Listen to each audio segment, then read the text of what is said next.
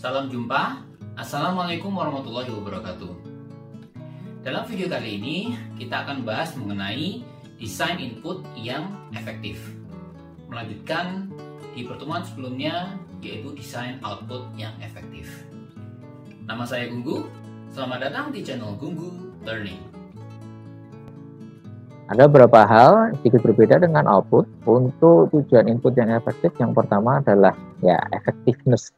Jadi sebisa mungkin ketika kita mendesain input itu pengguna memasukkan datanya itu secara efektif, sehingga tidak ada misalnya kolom-kolom yang tidak diperlukan. Terus kemudian informasi yang diberikan dalam bentuk label atau caption itu sangat informatif sehingga pengguna tidak akan bingung harus mengisi kolom ini dengan data apa. Jadi harus dilakukan secara efektif. Terus kemudian yang kedua, desain input juga harus memastikan bahwa data-data yang dimasukkan ke dalam input tersebut adalah sudah akurat. Jadi di situ misalnya ada yang namanya validasi terprogram ketika kita memasukkan data. Jadi ketika saya masukkan data yang keliru, otomatis akan muncul error. Nah, ini memastikan bahwa akurasi dari desain inputnya itu sudah baik. Selain itu, dengan adanya label atau caption, misalnya saya masukkan rasio misalnya dalam bentuk persentase, itu saya bisa masukkan dalam bentuk angka atau dalam bentuk desimal atau bahkan pakai notasi persen misalnya seperti itu. Nah, dengan adanya label saya bisa tahu bahwa saya harus cukup memasukkan dalam bentuk angka penuh saja. Misalnya saya ketik angka 10 berarti itu 10%, karena di belakangnya sudah ada label persen. Nah, seperti itu. Jadi data yang dimasukkan akurat. Yang berikutnya itu harus mudah untuk digunakan. Karena input yang tadi efektif itu memastikan bahwa ketika pengguna itu memasukkan data, dia tidak bingung ya, ketika dia ingin menggunakan formulir atau aplikasi input yang dia pakai.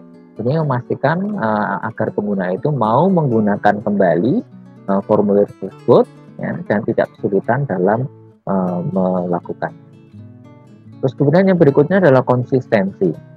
Konsistensi ini berhubungan dengan beberapa hal. Yang pertama adalah berhubungan dengan data yang akan diinputkan. Ya. Terus kemudian yang kedua juga berhubungan dengan aliran input tersebut. Jadi misalnya saya mau input biodata, itu yang pertama diinput apa terlebih dahulu. Karena saya input biodata ya mungkin nama terlebih dahulu, tempat tanggal lahir, jenis kelamin, dan seterusnya. Dan ini semuanya konsisten dalam bentuk misalnya tipe datanya. Pastikan formulir 1, 2, 3, 4 itu semuanya biodata yang sama didesain di atas sendiri gitu ya, sehingga ketika mau menginput biodata itu konsisten dengan format yang sama. Terus kemudian berikutnya adalah simplicity. Ya, simplicity mirip dengan kemudahan dalam menggunakan, tapi kalau di sini adalah desainnya. Jadi selain mudah dalam menggunakan, desainnya itu harus sederhana. Sangat sederhana sehingga ketika pengguna ingin menginput data ke dalam sebuah formulir misalnya, dia tidak perlu mencari-cari kemana atau menu mana atau kolom mana yang akan dia input. Dia langsung tahu, oh saya harus masukkan ke kolom ini, ke kolom A, ke kolom data A, ke data B, ke kolom B, dan seterusnya. Ya. Jadi kalau terlalu kompleks, ada terlalu banyak tombol, ada terlalu banyak kolom, terus kemudian backgroundnya warna-warni yang kontras terhadap kolomnya, misalnya backgroundnya biru gelap, terus kemudian teksnya hitam, kan sulit untuk dibaca. Jadi semakin simpel itu akan semakin lebih baik. Terus kemudian yang terakhir adalah meskipun tadi sederhana, dia harus tetap atraktif. Ya, jadi misalnya tadi pemilihan warna. Pemilihan warna jangan sampai dia terlalu kontras, tapi tetap atraktif. Misalnya hitam putih ini ada warna standar, meskipun dia sangat bland atau sangat plain gitu ya, tapi dia sebenarnya bisa dibuat jadi sangat atraktif ketika warna kontras ini dibuat dalam bentuk hitam putih yang bagus. Nah, itu juga bisa menggunakan warna-warni yang lain atau mungkin desain formulir tidak dalam bentuk hanya kotak saja, bisa dalam bentuk kotak yang agak tumpul ujung-ujungnya sehingga kelihatan lebih manis, misalnya seperti itu. Ini ada beberapa tujuan desain dari input yang efektif. Nah, berikutnya untuk desain dari input sendiri, yang pertama adalah dalam bentuk formulir. Sesuai dengan tujuan yang sebelumnya sudah kita bahas, maka formulir ketika kita desain itu harus mudah untuk diisi, gitu ya. Jadi formatnya, gitu ya. Terus kemudian ada labelnya, ada captionnya yang memastikan pengisian data ke dalam satu formulir itu mudah. Terus kemudian formulirnya itu juga sesuai dengan tujuan yang sebelumnya kita ini desain. Jadi misalnya formulir penjualan mestinya kita bedakan dengan formulir misalnya pembelian, gitu ya. Mulai dari warnanya, terus kemudian judul formulirnya, sampai kolom-kolom dan data yang diperlukan untuk dimasukkan ke dalam kedua formulir yang berbeda seperti ini. Terus kemudian juga pastikan bahwa desain formulir ini nanti data yang dimasukkan tadi akurat. Jadi termasuk ketika kita mendesain formulir, pastikan ada validasi terhadap masukan data yang sudah terprogram secara otomatis. Yang terakhir tadi, pastikan formulirnya itu tetap atraktif, ya, dengan kombinasi warna, desain yang mungkin cukup menarik, dan lain-lain. Nah, selain itu juga desain yang berikutnya dalam bentuk display. Jadi maupun formulir dalam website, ya. Display dan formulir website ini bisa dibuat dalam bentuk yang interaktif, ya, desainnya, sehingga sama dengan ada validasi. Ketika kita input data yang keliru, dia langsung muncul pesan untuk memperbaiki, seperti itu.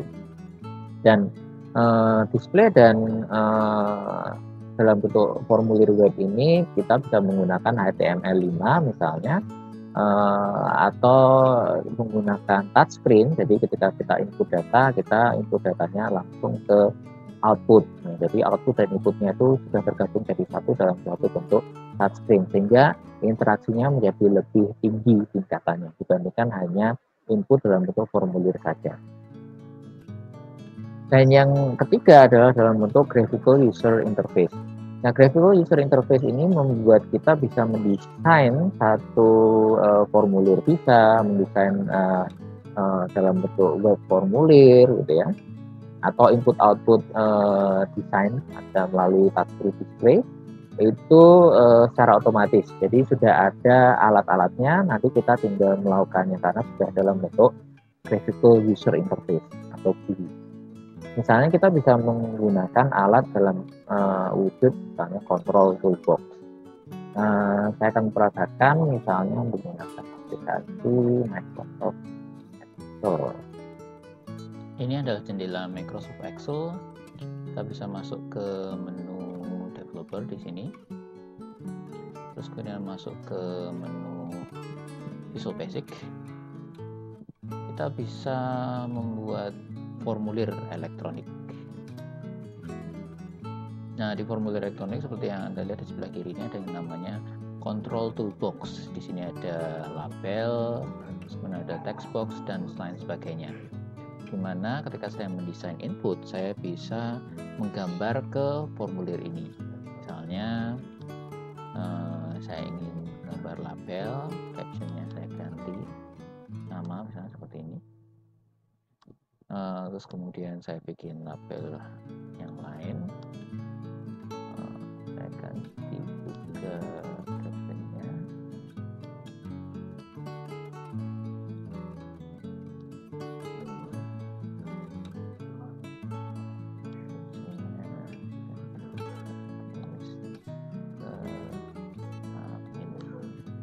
Ini. Kemudian di sampingnya saya beri text box untuk yang nama, sehingga nanti saya bisa memasukkan nama di sini. Ya. Untuk jenis kelamin saya bagi jadi 2, laki-laki dan perempuan. Karena itu saya pilihnya yang ada di daftar misalnya pakai combo box. Nanti kita combo box ini diklik, nanti pilihannya hanya 2, laki-laki dan perempuan. Nah, untuk itu pertama saya kembali ke file Excel, di kolom A1 dan A2 saya kasih nama laki-laki, perempuan, misalnya seperti ini. Kemudian kembali ke jendela basic tadi. Di sini pada combo box saya cari row source tadi A1 sampai A2.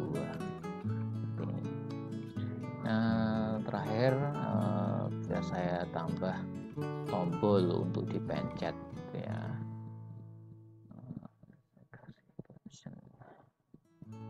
Nah, seperti ini. Oke, nah terus kemudian apabila formulir ini kita run, maka nama di sini kita bisa masukkan nama kita.